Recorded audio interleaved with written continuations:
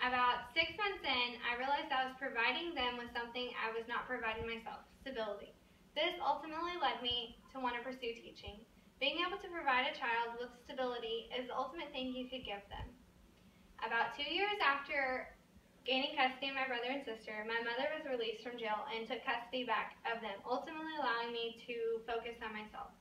It was then that, at the age of 20, my partner and I built our first house together, and I finished my associate's degree. While doing all of this at the age of 20, I began to struggle with interacting with people my own age, realizing that our priorities were a lot different, them focusing on partying and me focusing on my degree, and ultimately keeping the household together. Although this was a struggle, it opened my eyes to teaching even more, realizing that there are multiple ways to do things and ultimately multiple solutions to a problem.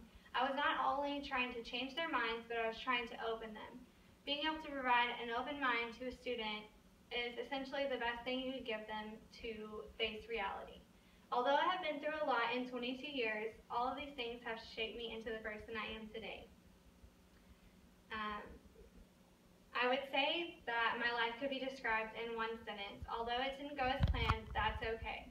There's one quote that I read by Jane Austen. It said, "Although I was quiet, I was not blind." And this essentially applies to my whole life.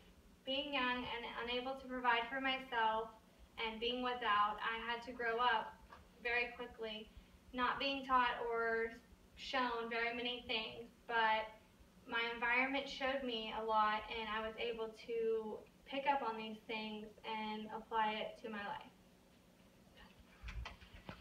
David.